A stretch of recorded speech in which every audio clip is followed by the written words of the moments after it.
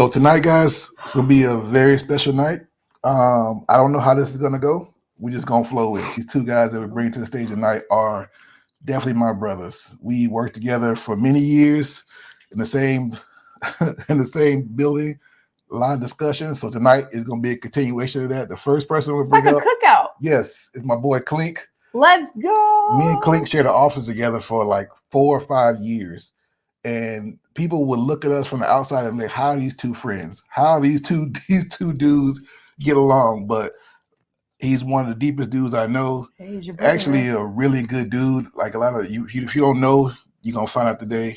Got a lot to say, and I thoroughly enjoyed discussing things with him over the years. So, without further ado, we're gonna bring Clink to the stage. Hey, Clink. What's up, Doc? Welcome.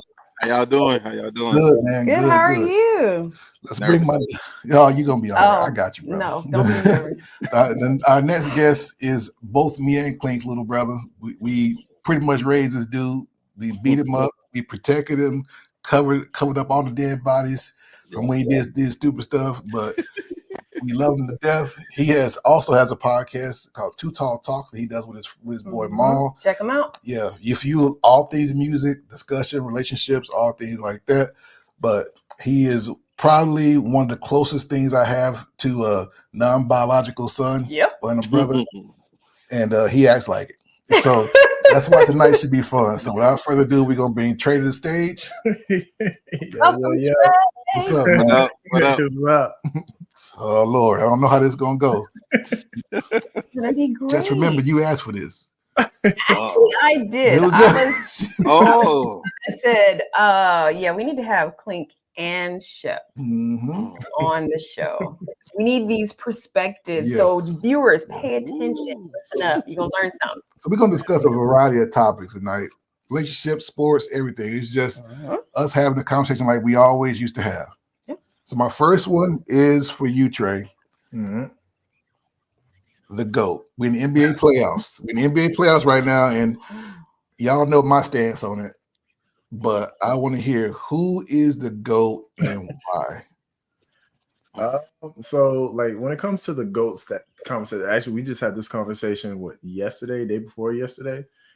I hate comparing Jordan and LeBron because it's like two separate eras and you can't really compare them because they both had two different trials and tribulations when they came to becoming who they are. And my GOAT is Jordan because I feel like he played in a tougher era than LeBron. But I can't knock LeBron because he has the most points that any NBA player has ever scored. But in my opinion, Jordan is the GOAT. So. Okay. I like it. What you think, Clink? I get tired of this. I would say Jordan is the GOAT, but also it depends on when you were watching basketball. Because a lot of people want to say, well, Jordan never lost in the finals, blah, blah, blah. Okay, well, if you're going by rings, then I think Bill Russell got like 11. Yeah. So, and then people saw him, they say he's the GOAT, but you didn't see Jordan. So it all depends on when you watched and who you watch. But to me, I go Jordan, Kobe, LeBron. Okay. Oh, that's yeah. Kobe often gets left out of the conversation. Yeah. I mean, Kobe was the closest thing we had to Jordan when Jordan left, and then of course LeBron watched them two coming up, so he kind of mirrored his game after them, but he's more like Magic. And some people say Magic might be the GOAT. So it all depends. It's all on what you're thinking. Yeah, man. I always say, man, it always has to be what's your criteria. Like what are you judging it by? Because the truth is, just like Tre said, you can't really judge an era, man. Like, so for me, I say LeBron. Look, you can't deny, man. The dude scored more points than anybody that ever picked up a basketball. You can't beat that. And but then again, like the game has changed too. Like from that, from when to what? James Naismith had the little peach basket all the way until now. You know what I'm saying? So it changes. It changes. So it depends. In that era, it was Bill. Now then it was Dr. J, because Jordan, like that was his GOAT. You know what I'm saying? So who's the GOAT's GOAT? Dr. J. Yeah, that's why I said like even like because back then Jordan was getting his ass whooped. And also Jordan Jordan played more than 6 seasons. All the other seasons he was losing. You know what I'm saying? He didn't get to the NBA Finals in the East all them years, even though it was hard. Like so, it's like they forget what happened from his rookie year up to when he first won his first ring. Like, no, he was on a losing team. Yeah, so lost a lot. And I mean, you think about it. Jordan was in the era like Luke Longley. Wasn't no Jokic back then. It wasn't no Kevin Durant. No 7-footer shooting 3-pointers back then. Yeah. So that's why you can't compare eras. You can't. It's almost impossible. Never going to get a straight answer because a lot of people don't want to put criteria or barriers around it. So you're never going. It's always going to be your opinion, and it's always going to be some nuance to it. You know. So I agree with y'all. You know, I respect y'all opinions, but everybody know LeBron to go. Anyway, Clink, what kind of shoes you got on today, man? You got one of your 38,000 pair of shoes on? Well, speaking of Jordan, I got on the bread for us. Oh. You know. So here's the thing, y'all. So throughout the years, we had a lot of conversations. We had a lot of advice, a lot of different things that we talked about. Oh, what would you say the best advice that you guys have ever got? It don't have to be from our conversations, but just in life in general. What do you think, Trey? I'll let you start. So the best advice. So one thing that I used to always have a problem was especially in the social media era, is comparing myself to either my peers or what I see on social media compared to other people. So I used to beat myself up because at 30, I expected to have a family, kids, and all this different stuff. And my best friend, he used to tell me, Johnson. He used to always tell me, stop comparing yourself to other people. Yep. Because their journey is not your journey. And that was probably the best advice, because once I started doing that is when I still, slip sometimes, where I still like, man, like this person got kids and I'm over here, no kids and stuff like that. This person married, I'm not married. But yeah, I think that's some of the best advice that I've gotten was to stop comparing my journey to somebody else's journey. Great advice. I heard that later in life. Well, I think for us, Clink, us being in our 40s now, man, like advice and things like that, if you didn't have like good influences around you, then you really didn't know who advice to take. So you kind of took your cues from what you watch on TV, who was on the street corner, whoever you influenced. But for me, my dad gave me great advice throughout life. But honestly, the best advice I ever got was from this lady right here. Yeah, my sweet face. Yeah, she told I was I have a real bad habit of like beating myself up over. If I make a mistake, I hold myself to such a high standard. If I make the slightest mistake, I just beat myself up. And she said one time, she said, all the things you've done in this world, the bad will be written on a sticky note, and the rest will be written in volumes of books. And I was like, wow. So you can't beat yourself up because the man that I married is a good man. And when you get to the end of your life, your bad stuff will be on a piece of paper this big, and the rest, all the good stuff will be in volumes of books. Change my whole perspective. What made you say that? Because it's true. Yeah, it's true. Yeah, I mean, I think like even what Trey was saying, and of course our conversations, we spend so much time beating ourselves up over mistakes or bad decisions or et cetera, et cetera. But what about it took us all of the stuff that we went through, all of the turmoil, all of the trials, all the tribulations just to get to where we are? What if it took us unlearning every bad thing that was poured into us and things we've seen and heard, and it just took you this culmination of time just to get to right there where you are? But think about the battles that you fought. Think about the battle that goes on between your ears every single day. Think about the battle you face as 3 Black men in a world where we're now telling you it's bad to be a man. You're not worth sugar, honey, iced tea. Like whatever we're telling you, whatever you're hearing, you're having to combat that on top of the pressures of being a man, on top of working, on top of raising kids. So yeah, I'm looking at heroes. So I told you that because I know you, I know the man that you are, and I know all that you've had to overcome just to be Marcus. And same for you, Clink. All that you've had to overcome just to be Clink. Trey, same for you. So I'm just honored to be here with y'all. All right. I think, Marcus, I would say, I think I overthink things a lot. and I'm impatient. You know what I'm saying? Because somebody do something to me, I think about, like, how can I get them back? And I'm like, I think a lot. I think a lot, man, and it keep me up to about 3 a.m. and I got to be to work at 5. I'm like, man, wow, dude, I'll be, man, my brain don't shut off. I mean, then when I come down, like, man, you know what? Forget that. But then I come out like, no, I ain't gonna forget that because I got a good memory, and I'm like, man, yep. You know how I get. I do. Very well. Very, very well. Don't piss me off, man. Well, you know how I get. So I think his advice would be like, stop overthinking things.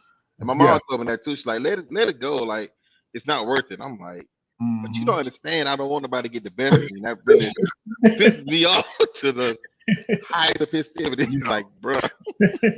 My thing for you, Clink, you're such a pure-hearted person. Like, you are who you are. No. Like, we know each other since what, 09? Like, you have not changed. Like, it's not even a little bit. And so I think it really hurts you or it bothers you when somebody's not genuine with you. Because you're such a genuine person and you come from such a genuine place that you expect everybody else to be that way, and everybody's not built like that.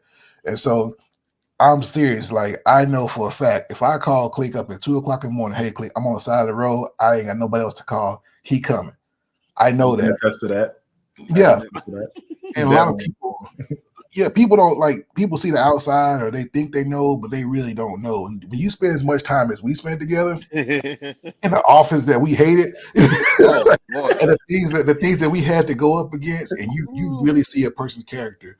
You see the good, the bad, the ugly. You see them at their lowest, you see them at their worst. They're frustrated, angry, hurt, sad, all of that. And these dudes that see me at my worst moments, they see me at my greatest. They see me frustrated, angry, tired, all of that.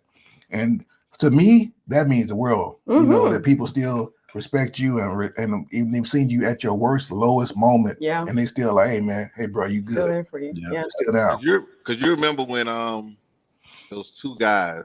Don't say no name. Don't say name, bro. Don't say no name. I get initials. Yeah, I got it. Exactly who you talking about. You know how they try to do you, man. You told me like, man, it's you say it's life after this airport. I was like, I didn't see nothing. I was like, I don't believe you, man. I was like, man, like you say that now because you still got a job, bro. I'm about to be unemployed. Like, I was like, I was stressing, man. I was like, God, I gotta take care of these people, man. I was like, ooh, like, look at me now. Yeah, winning, bro. Out here winning. And so that kind of segues us into our next question. Is like, all three of us are black men, and we all have achieved a modicum of success. People look at that and they think you just got it overnight.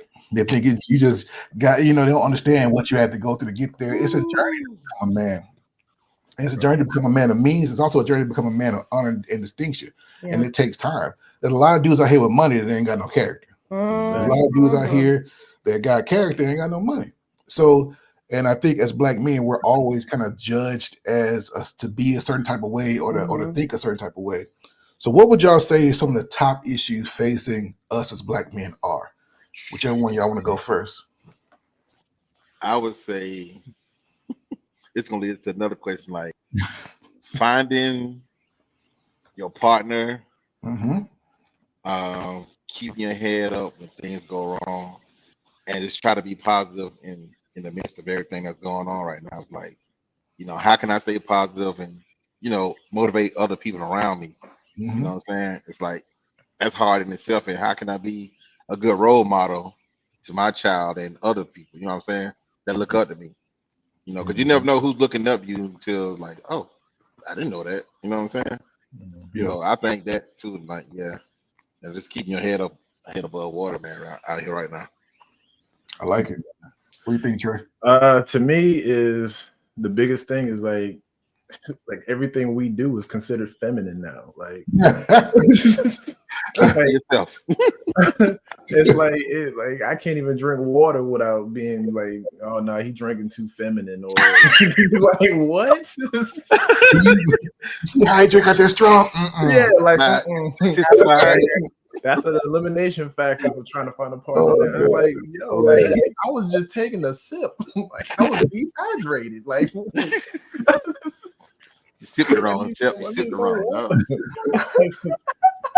I think like it's so hard walking out the house knowing that not only like my dad used to tell us growing up, like you're born with 2 strikes already. Mm-hmm. You're black and you're a male. And then he would tell me, technically, I was born with 3 strikes because I'm black, I'm male, and I'm 6'4". Like I was 6 foot at 12 years old. So they're looking at me like a grown man. I don't even have facial hair, nothing. Like, but I'm considered a grown man. So it's just walking out the house knowing that there is a target on our backs, and y'all have boys too. So I know like the worry that parents have for their kids when they walk out that house, especially when y'all got young men now. So like it's just knowing that target's on our back, and at any moment, like we could do anything, we could be in the right, anything could happen, and it can go way left. So I feel like, just those things it's just tough. It's just tough. So we have to move a certain way, but if we move a certain way, then, people in our community, we all like, oh no, he acting white, or he a sellout, like it's just anything that we do is like held under a microscope. Yeah. And like, it's like we can do no right in this world. I totally agree. And I hate that it's coming to that. Mm-hmm. But it's something about the resiliency that Black men have. We are resilient, if nothing else. Like we have the ability to bounce back and overcome. And I never want to, and I always tell you guys this, and I definitely told you this, Trey. I don't believe in being a victim. I'm not a victim of anybody. Mm-hmm. I grew up in the backwoods of Mississippi. Everything I got was bought with blood, sweat, and tears. I left home with $6 in my pocket. So I don't believe in being a victim. I'm nobody's victim. Ain't nobody holding me back. You can try if you want to. You're going to lose every time. Everybody, y'all have seen people try to hold me. Yeah. You're going to lose. In the end, I'm going to win because the character that I've developed and the woman I'm married to and what we built over here is special. And we protect it at all costs. Mm-hmm. And so I think for Black men like ourselves, the best thing we could do is keep pushing. Yep. Yeah. Raise your daughter, Clink. Take time, find that lady that God has for you if and when you're ready. Mm-hmm. And then build what you didn't have. That's basically why I tell people, if you grew up poor, build what you didn't have. If you didn't have a father, give your kids what you didn't have, and if we do that, every generation will be okay. But we can't do that if we're constantly out here trying to imitate somebody who we think has something that they don't really have, Yeah. Or, and to your point, I want to add, it's also extremely difficult as a man, a Black man, when you don't have your Black woman that's right there with you, supporting you, undergirding you, being that partner that you need. I know Clink mentioned having the right partner. Even Tre mentioned it as well, having that partner that's with you. And it's like our community, we're doing this divide. I'm trying to find the camera. We're doing this divide. Like the men are going one way, and now where we used to be with y'all, we're going one way, because when we talk about the Black community, if it's from a woman, we're going to talk about it from our perspective only. We're not really going to think about us as a community or as a unit. We're going to talk about the Black woman's plight. Not that that's the only plight. It's both of us, but it just seems like there's such a big divide now. And like you said, sipping out your straw has. I'm about to pass out. I'm dehydrated. That's not even the wildest thing that I've seen. It's like I've heard a bunch of them. It's just crazy, and it's gotten to the point that relationships aren't even really relationships anymore. It's like nobody really wants to start from the foundation and build up. They expect us to have everything already. Yeah. And that's not the way it works. Yeah, it's not how it works. Like what was our table for the first 6 months of our marriage? What did we use as a dining room table? You mean the cardboard box with the sheet on it? Yeah, that's what we had, man. Like when we started out, she put the sheet on top of it. She was like, "Here." She put a little sheet on top of the cardboard box, and that was our table, man. Go ahead, please. But you know what? When you said like Chef said, like when they expect you to have everything, if I have certain stuff, you got to come with something else. You got to make it. You got to make it better. You know what I'm saying? Like if I can wash my own clothes, I can cook my own food, clean my own house. I don't need you to do none of that. I need you to make me happy when I come home. You know what I'm saying? I need you to make me happy when I come home. If you cook, great. If you don't, I can feed myself. Look, I ain't get this big for no reason. You know what I'm saying? Apparently I'm eating. You know what I'm saying? You like the style I'm eating. You know what I'm saying? So I don't need you to. I cook, clean, and all this that. Good. If you take care of yourself, I'm take care of myself. If we come together, there should be no competition. Like, oh, this is mine. What? This is yours? Let me look. No, that's my name on that bill. No, this is mine. I'm letting you come here. I'll share my space with you. You know what I'm saying? And you should do the same. So it should be a competition all the time. Like, oh, well, you got to do this, that, and third. Well, you can know what you can do. The same way that door swung open, swing closed. Get out. You know what I'm saying? I ain't got time for all that, man. And that's what the whole thing is. You know what I'm saying? That's that fourth be in competition. That's that fourth decade talking right there. Once you, hey, I'm telling you, the game changed. It'd be like, look, you can get them rocks. Well, and here's the thing that I think a lot of our female viewers, if we do have them subscribe, they may unsubscribe when I say this. Ain't real women, then. Ain't real women, and I said that. Nah, but thank you. The truth of it is, honestly, if you have a good woman, she's going to multiply. A woman multiplies. That's what we do. That's why we have wombs and all the other things that we do. So it, like you're saying, Clink, you have a house, you know how to cook, you know how to take care of the basic necessities. But what you're asking for as in a partner is someone that's to turn that house into a home. But it's hard to do that when she's a whole ninja herself. It's hard to do that when she's competing against you. It's hard to do that when she is feeling like, well, I bring the bag too, and I don't need. See, it's hard to do that because we're fighting each other. Take your bag and get out. Take your bag and go. Exactly. So I think like Wemby, basketball player for the Spurs, he said something not too long ago, and it made me like sit and think. And he was all like, they asked him like, what does he think about American women? And he said pretty much like, I only like French women because the women here are like NBA YoungBoy.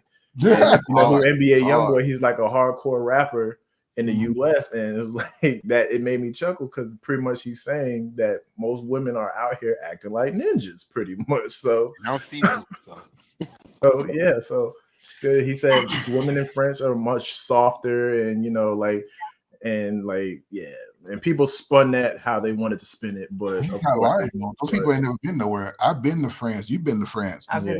It's true. I've been to France. I've been to Turkey. I've been all these different places, and I've been, hung around with lots of different Filipino women and all. And you see the soft, feminine. That's our superpower as a woman. My feminine energy. That's my superpower, because if I do it right, if this man can break open, build, construct, whatever it is that I need, if I'm in my feminine, I'll get it.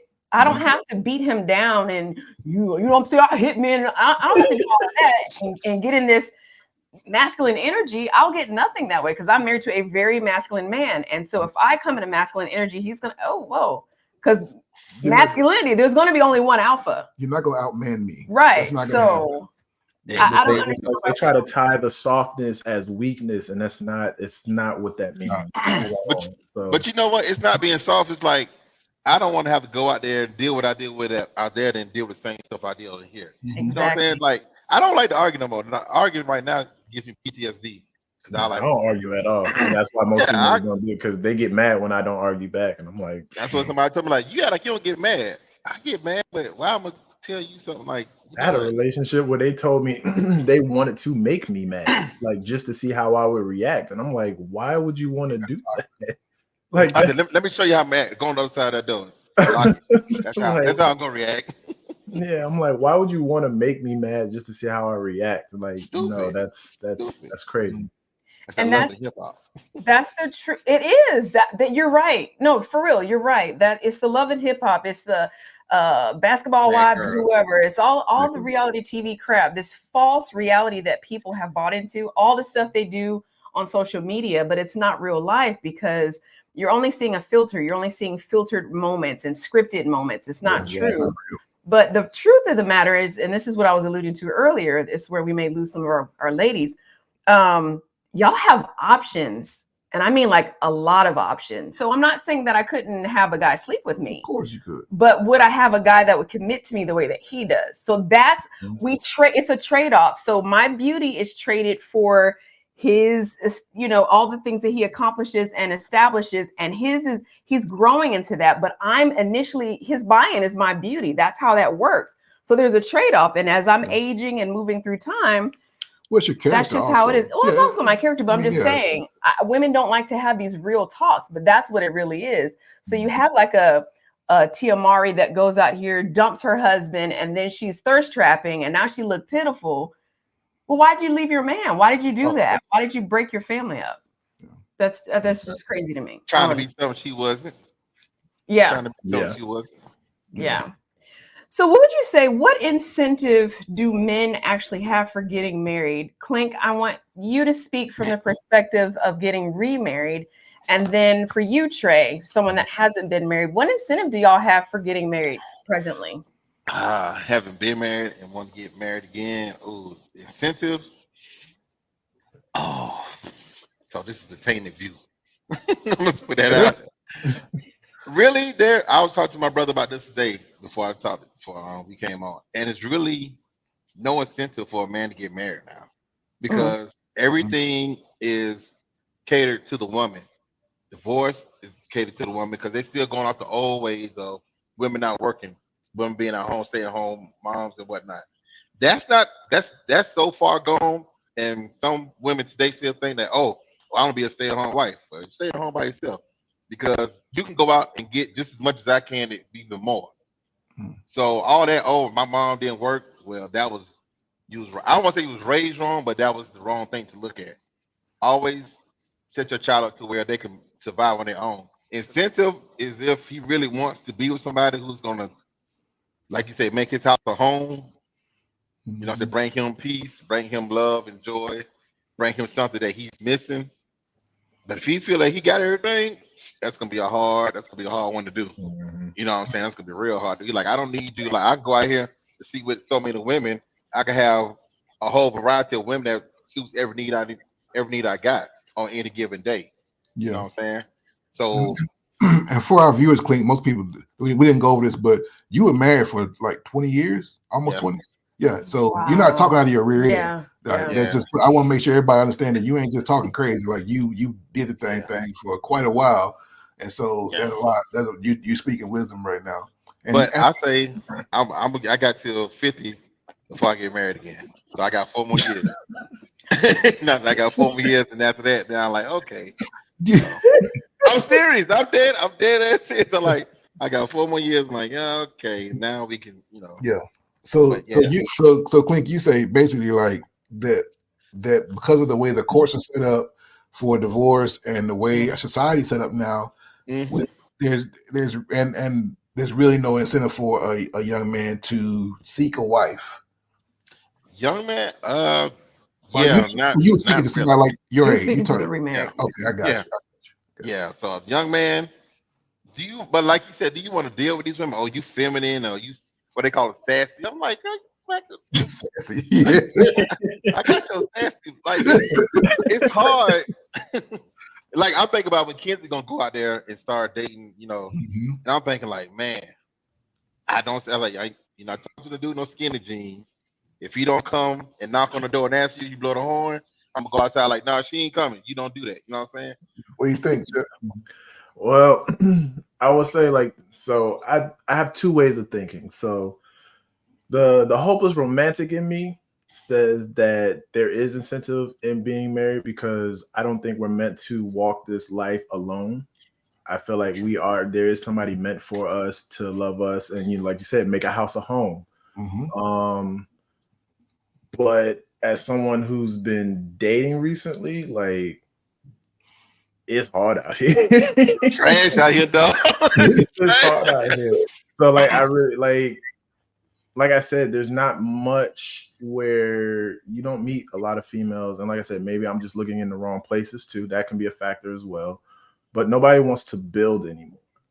So, and I feel like one of the big incentives of being married is starting from the bottom and building up into something that you could be proud of together, like not something that y'all both had separately and just so happen to combine. And now you're like, because like I said, my parents, you guys, my dad was in the Navy. He was fast track when my parents met. They wanted to separate my parents. My dad said, nah, bump that. I'm leaving the military because I want to be with my family. My dad started off as a grocer, bagging groceries at the commissary, and then he worked to, was a manager at the Sight and Sound electronic store on base, and then from there, he worked his way up. My mom did not say, "Oh, you're a bagger." I can't date you because you're a bagger. That is and that's the hopeless romantic in me, because I saw what my parents went through, because I was 2 when my parents met. And so like to see where they started and to where they are now, that's what we all would hope for. Yeah. And I just don't think that you can really find that no more. Maybe it's because I'm scorned. And I've had, not the best luck when it comes to dating, as Marcus and Clink know, and Mama know too. So when it comes to my dating life, I haven't had the best relationship. So like it's hard, because you meet them and like you said, like most of them act like niggas now. Like ninjas, bro, ninjas. Oh, my bad, ninjas. I think the problem here is multifaceted, right? Like both of you guys, neither one of you guys are wrong. I think that for a young man like yourself, Tre, and somebody even younger than you in your early 30s, if you want a legacy, as when I say legacy, I mean children, the best environment to do that is within a nuclear family, a husband and a wife together and under the same roof, if that's what you want.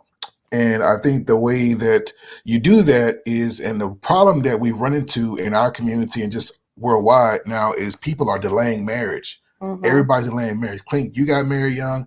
I got married young. Every successful couple that I know pretty much got married young. We built this thing together. So everything that we have is ours. It's not like, and I think, Tre, you said it earlier, they want everything ready-made now. Yeah. That's really not the best way to start off a relationship, because it becomes transactional.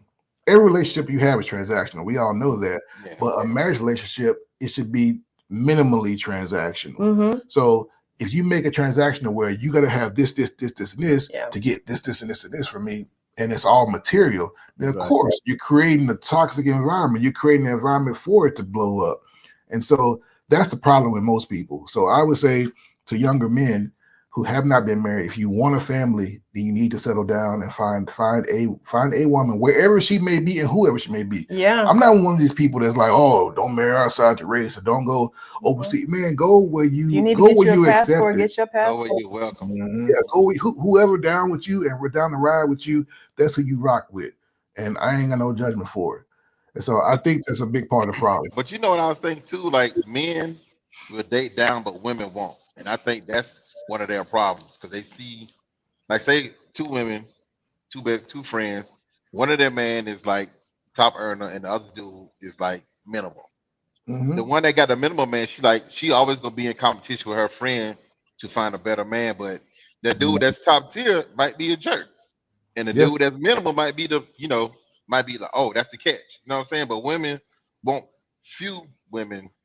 Most women won't date down. Very few will. And the ones that will probably find more happiness than the ones that won't. It's the wrong criteria. They're looking at the wrong criteria. And that criteria comes from home. And so when you look at, we're all black here, so let's talk about our community. When you're looking at us, you got 70 to 78% of our kids born to single parent, mother-led homes. Like, I know you come from a single parent home, but you had uncles and things like that also around you. And if you don't know what to look for in a man, then you obviously are going to end up most of the time going for the wrong things. You're going to go after the wrong, and that's a big part of the problem. Nobody likes to address it. Nobody wants to talk about it. But if you're going to have children with the wrong kind of men, you're going to keep having the wrong kind of outcomes. And if the wrong kind of men keep impregnating the wrong kind of women, we're going to continue to have these outcomes. So that's my take on it, man. Like, I'm just a simple dude. It's always black and white with me when it comes to this kind of stuff, because the numbers don't lie. You can get in their feelings all they want to, but the numbers do not lie. They don't lie. And it is what it is. So if a young man is looking to get married, he's going to have to find a woman that's going to, A, want to be with him, B, be willing to work with him, and C, he's going to have to be a man that's worthy of being followed.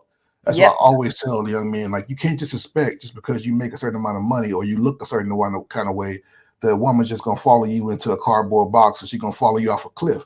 That's not right either. That's right. You know, so we have to be men of honor and distinction if we want women to follow and be led by us. That's what it comes down to.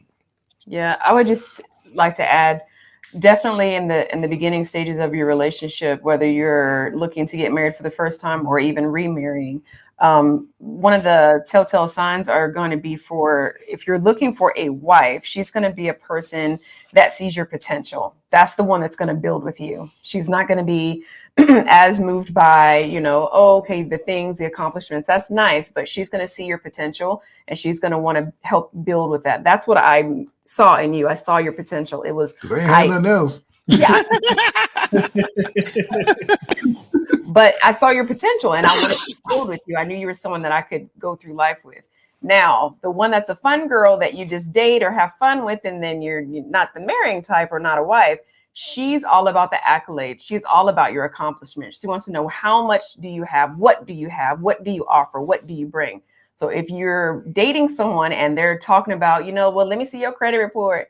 And let me find out, how much money you make annually, because I like to go to nice places, and don't take me to and then she brings out the list.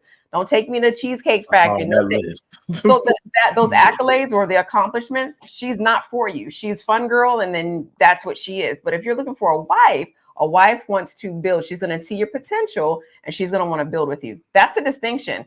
And there's all kinds of sayings out there, but wives and women are two different things. And when you find a wife, she's already in wife mode. You don't have to, she's there and you can spot her. So that's what I'm thinking about. So I know you guys both on social media. Yes. And you want to ask about the drizzle. Yes.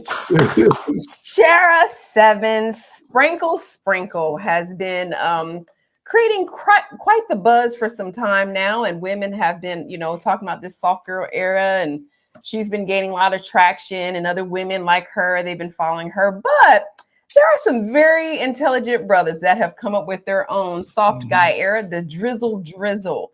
So what do you think about the soft guy era and drizzle in response to Sprinkle? And so if y'all don't know, I know you guys probably do, but for the Shira 7, she does a thing called Sprinkle. So she basically has her whole channel is based on finessing men out of money and how to get men to give you money and how to manipulate them and to make sure. 2 books. Yeah, bring nothing to the table and sprinkle. And so bring nothing to the table. That's what she'll say her little part, and she'll go sprinkle.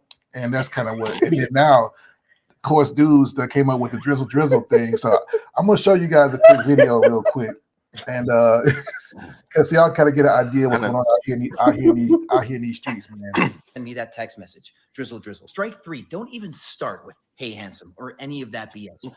Start my day with the message without first sending me a Cash App notification that there's funds in my account. If you wanted to, you would.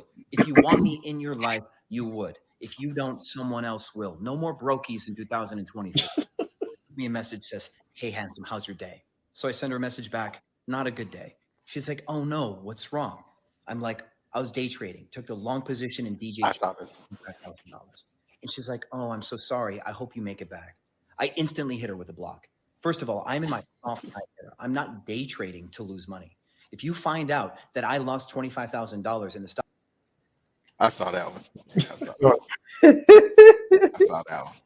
Basically, it's satire. It's making fun, using those same talking points that women use through this drizzle, this sprinkle thing, and that's the kind of stuff they say, And if you want to, don't hit me with no good morning, hit my Cash App, crazy stuff like that.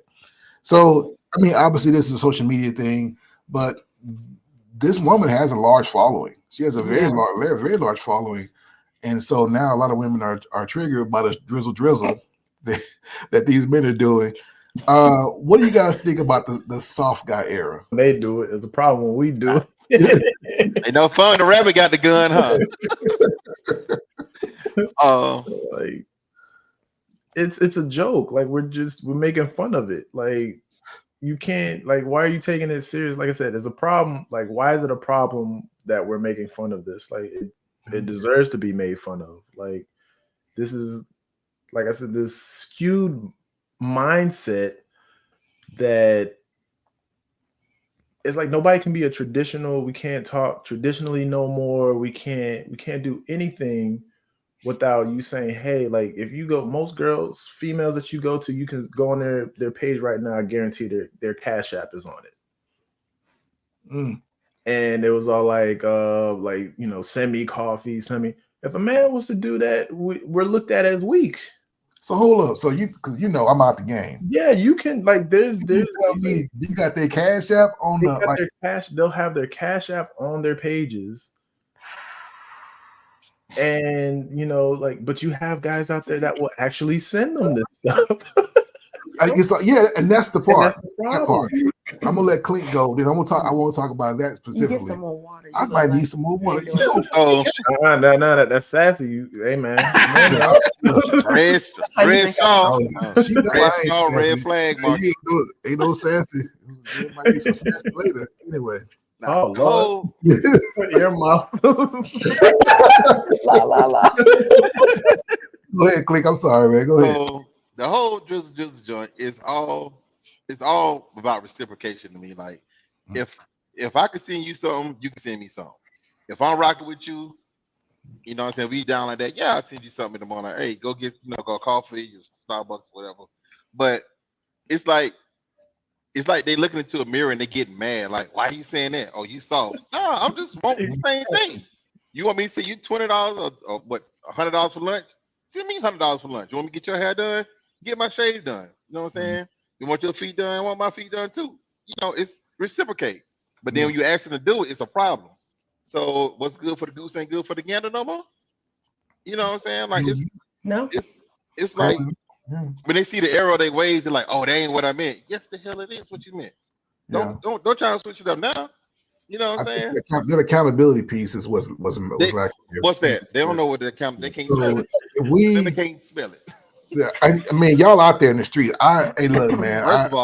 First of all, my daughter at work, and I leave the jail, and I come home. I ride on the streets to get to them places, and I see these little birds on the side, and I run them over, and I'm like, hey, I ain't got time for that. You know. I put it like this. I'm the lion in the zoo. I'm the lion. Hey man, just bring me my steak. Good.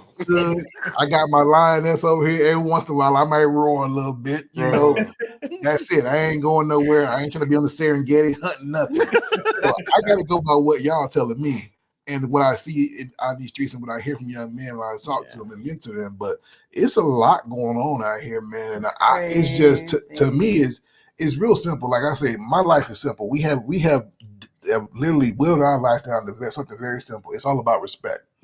She respects me, I respect her. In return for her femininity, I give her protection, provision, and problem solving. And in return for that, she gives me feminine energy, she gives me peace, and she gives me access to her body, and she gives me children. Yep. And she made this house a home. So it's a constant cycle of giving. That's what it is. Reciprocity. It's not giving, it's reciprocating. Yeah. So everybody's like, what can I get off of you?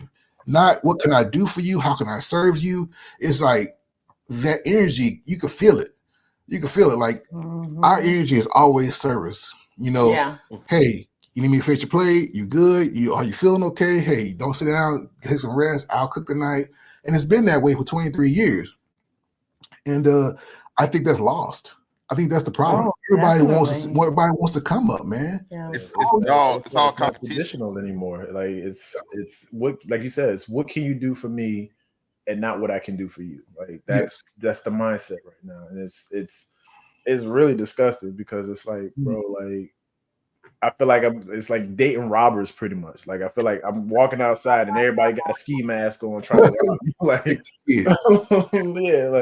and it's like, no, like if I want to do something for you, I'm gonna do it from my heart, genuinely. I'm not doing it not off of because you told me to do it. Like if I do something, I'm doing it because I care about you and I want to do it. When that's not reciprocated, like Clink said, then it's like, what are you here for? Like, they feel like we're supposed to just stand there and be this tough, like, like I don't need anything. I don't need, but we need that kind of reciprocation too. We like to be told we're handsome. We like to be told like, hey, what can I do for you? We like to be, our backs rubbed and like held. We like to be held too. Like it needs to be reciprocated. So, and it's like it's on both sides now. Like I'm seeing, because people respond to stimuli. And it's like the dudes are like, I'm gonna do the absolute minimum because I can't trust. Like it's like this. We don't trust each other anymore. Like if we're adversarial, like this is about the gender war. That's really what it is. We are at war with one another, and that just can't fly. That can't work. It's never gonna work. And we try to tell people that as much as possible. That attitude never. If you go into a relationship or a situation with a person and you already got your fist up, it's over. You can't. Relationships are dangerous. You're gonna get hurt. It's gonna happen. But if you want something that's gonna last, you're gonna have to put yourself out there. And you can't lead with your wallet all the time, and you can't lead with your purse or lead with your pum pum. You can't do that. And that's what everybody's doing now. And everybody's mad and sad and broke up about it. So and what's even more sad is that it's not gonna get any better. Like so the social media era, everybody got a podcast, everybody got these talk shows. It's only getting worse because nobody wants to be the mediator. Everybody wants to be on one side or the other side of the spectrum. Like it's nobody wants to be in the middle and talk about what both sides are doing wrong. So, but you know what though? But you know what? Like when I meet women or whatever, it's levels to it. You know what I'm saying? Start off small, and then if you appreciate that and reciprocate, then you go to the next level. But everybody want to start up top, and then you got nowhere to go. You done messed up. You got to start low, see what they appreciate and what they value. Then by the little things, and you're not gonna get the big things. You know what I'm saying? You're gonna get to that next level, and people scared to do that. I'm like, I don't care. I'll go home, watch my TV, and chill. I got to deal with you. You know what I'm saying? Well, and like some people I go out with, like I'll pay for dinner one time. They pay for dinner, and it's not. Oh, we going to some cheap place. We going to some place where I know I like to eat, and you like to eat. You know what I'm saying? I know you've been here before. So I know you got money for this. You know what I'm saying? I want to eat that. So like I got you this time. The next time I got you next time. You know what I'm saying? I'll pay next time. So that's reciprocated. And I like that. Like, you know what I'm saying? Instead of just me paying all the time, like, okay, I might get you 2 times, like third time, 2 checks. Yeah. Huh? Yeah, because this ain't that. That's a perfect segue to our last question here. Is chivalry dead? And if it is, why? Go shit. I don't want to cuss like that. As much as I tried to act chivalrous, I think it is dead. It's a lost art because a lot of like Clink actually brought up a rare occasion because most females, like I've opened doors and been told, you don't think I can open my own doors, and like you don't think I can block anything. Like I've tried to help change. One of my exes had her battery died, and I was like, "You need help with it?" She was like, "No, I can do it myself." I'm like, and then she couldn't do it herself. Yeah. And so I was like, "Okay, like cool." Like it's like, so I feel like that whole like just because I offered to help is looked as an offense now. Like any help that I offer is now looked at as me looking down on you, me looking at you as weak, as you can't do for yourself. Yeah, you're incapable of doing for yourself when that's not it. Like I was raised as a gentleman, and I'm going to, especially if I'm able to help, I'm going to offer my help. Like I'm not looking down on you because you're a woman. Like, it's in a man's inherent nature to be helpful. A masculine man is helpful. That's what they are. I mean, we've all been around each other. We all know what it is to wear that uniform and to serve alongside of females. And you want to help them. Like, okay, you may be struggling to pick this generator up, something like that. I got it. You can go do this. Because typically men want to be helpful. We want to feel like we're useful. Yeah. That's why we're here. That's in our DNA. That's in our programming. What you think, Clink? Chivalry with me is not, so I can't speak for nobody else because I know what my mom taught me and her boyfriends and her fiancés taught me like, hey, always do this, that, and third. But I do it also as to see if you appreciate it. You know what I'm saying? Oh, I do it to see if you appreciate it. If you don't appreciate it, I'm like, oh, okay, so you on that type of time. And I think it is dying because of the whole drizzle and gender role things, and it's just women are so masculine now. Like I could do that, but no, I'm like I open doors. I do it for Kenzie. You know, what I'm saying? I do it for my daughter. So why not do it for a grown woman? Like I want my daughter to know, like, hey, you're supposed to open the door. But if you don't, like, I got, you know, I go my own door. But I want her to know, like, hey, this is how a man's supposed to treat you. You know what I'm saying? So I do it even for our own trail. She get in, I open the door for her or whatever. I hold doors for strangers. You know what I'm saying? It's just in me to do that. You know what I'm saying? I don't have to know you to be nice to you. You know what I'm saying? Oh, here you go. And some women say thank you, some women don't. I'm like, I call people out that don't say thank you. I was always we know. I want you to tell, but you know the way my mom said up. Call you rude. the way I was set up, Shep, it ain't gonna go. Yeah, I was like, nah.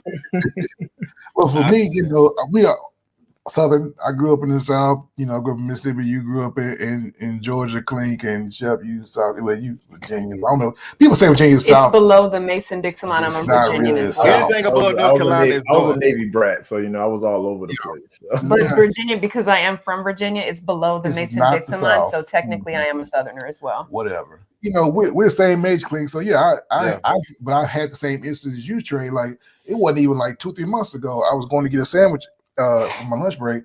And there was a young lady coming up behind me. I grabbed her door, opened it, and she was like, I can open the door myself. And she stopped. She would not walk through the door. She just stopped. And she, you know, and that's happened to me several times. And so I'm just like, I don't know what and then I saw online a few months ago, like women believe that when you open the door for them, it's just a way for you to look at their behind. I was like, are you serious? Are you joking? It was on TikTok, so you gotta take it with a grain of salt. But I was like, have we reached that point in our society where we're so contentious with one another that I can't even be a gentleman anymore without being looked at as a predator? So I think chivalry is dying, but I really hope it will come back, but I don't see it. No, not at all. Because I mean, like you said, like I open the doors for everybody, men, women, children. Like I'm doing it because I was raised to be a gentleman. Yeah, I was raised right. Like I just don't understand how it's like things get flipped. Good things are getting flipped to turn into a negative now. And I'm like, but you know what it is, Shep? I think it's getting flipped on social media just to do it for likes and reactions. Oh no, most likely. You know what I'm saying? And that's what's driving a whole lot of this division and all this separation stuff is social media. Everybody want to do it for likes. Like I said, social media now, like there's no more free thinkers anymore. Everybody wants to be sheep. And like it's like, bro, like everything you see is not to be taken as serious as things are being taken. Like you take it at face value. Like don't like it's not serious. Gather your own information, think for yourself. But here's the problem, and this is what we're all too old to understand this. The only reason I kind of understand it because I've studied social media. When somebody says they're an influencer, see, everybody's like, for us, social media is just a fun thing. It's something we, you know, whatever, take with a grain of salt.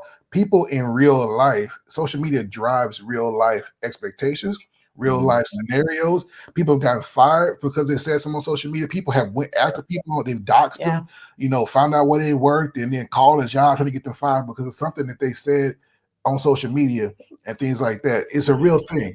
And so social media, as much as we hate it, it is in the driver's seat right now. Because to a lot of people, it's just as real as we're talking right now. It's just as real to them. And that's the problem. They don't have a lot in life to hold on to, and they just live their life through social media. And it's not going to go away. It's not going to get any better. It's only going to go downhill from here. And so those things that we see on social media, everybody's, oh, it's just social media. But no, it's translating into the real world. And that's what bothers me. That's what keeps me awake at night as a father, especially a father to a daughter and to grown sons. It's a real thing. So that's something that we all got to be cognizant of. It's just sad. Trey, I'm looking at you, and in my mind, I'm like, because you're like a son to us. In my mind, I'm like, there is no way on God's green earth that this handsome young black man is single and ain't nobody shooting a shot. Stop it. But I'm serious. You should have your door being beaten down because you are successful, intelligent, accomplished. I'm not going to put your business out there, but it doesn't make sense to me that people are passing you by. And the Pookies and the Ray Rays that I'm sure the women are giving attention to, when they circle back around to you, because they always do, it's going to be too late. But then they'll come out, hey, Trey, I remember me. I remember you with your 5 kids. I do. But back then, you had 5 kids.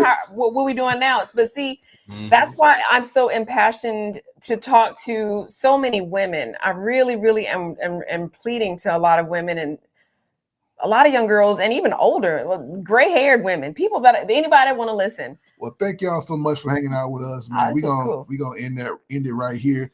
I want to give you time, Trey, to kind of plug your podcast real quick. Kind of tell them where to find you at and what you guys are about, and then I'll put the link to it in the description when we do the video. All right. So, like Marcus alluded to earlier in the segment, that I do a podcast called Too Tall Talks with one of my closest friends, Maul. You can find us under Too Tall Talks, where we talk about sports, music, current events, and just life in general. We have our own iTunes also under Too Tall Talks, where at the end of each segment, we put each other on game on 2 songs that we think each other might like. So if you guys want to follow that, you can look it under Too Tall Talks as well. But yeah, like if you guys are interested in those stuff, just like, comment, and subscribe. Awesome. I know, Clink. I know you don't have a podcast, but you work in the call center with the headset on. First of all, dude, this is work from home.